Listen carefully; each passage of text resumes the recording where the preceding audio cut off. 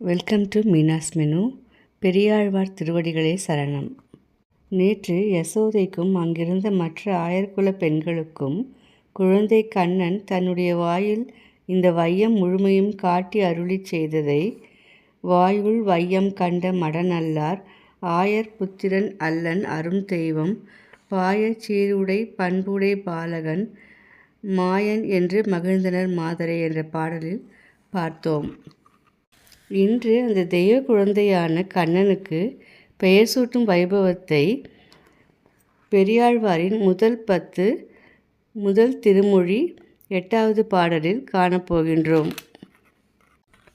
10 நாளும் கடந்த 2ஆம் நாள் எத்திசையும் சயமரம் கோடித்து மத்த மாமலை தாங்கிய மைந்தனை உத்தானம் செய்து உகந்தனர் ஆயரே என்று பெரியாழ்வார் பாடுகின்றார். கண்ணன் பிறந்து 12ஆம் நாள் அந்த குழந்தைக்கு பெயர் சூட்டு விழா நடக்கின்றது. அந்த திருவிழாவிற்கு எல்லா திசைகளிலும் கொடிகளும் தோரணங்களும் தாங்கிய வெற்றி தூண்கள் நடப்படுகின்றன. அந்த திருவிழாவில் யானைகள் நிறைந்த கோவர்த்தன மலையை தாங்கிய மைந்தனாம் கோபாலனை கைத்தலங்களில் வைத்து கொண்டு மகிழ்ந்தனர் ஆயர்கள். இந்த பாடலில் பெரியாழ்வார் மத்த மாமலை தாங்கிய மைந்தனை என்று கிருஷ்ணரை குறிப்பிடுகின்றார். அதன் உட்பொருளை இப்போது பார்க்கலாம். ஒரு நாள் இடையர்கள் அனைவரும் வழக்கப்படி தேவேந்திரனை ஆராதிக்க ஆயத்தப்படுத்தி கொண்டிருந்தனர்.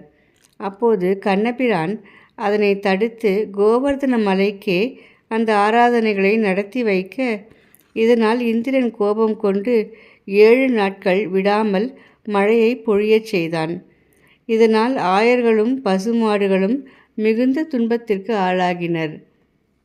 அதனை கண்ட கண்ணன் கோவர்தன மலையையே குடையாக பிடித்து அனைத்து ஜீவராசிகளும் அதன் கீழ் பாதுகாப்பாக இருக்கும்படி காத்து அருளினார். பின்னர் தேவேந்திரன் தன் தவற்றை உணர்ந்து மன்னிப்பு கோரினான்.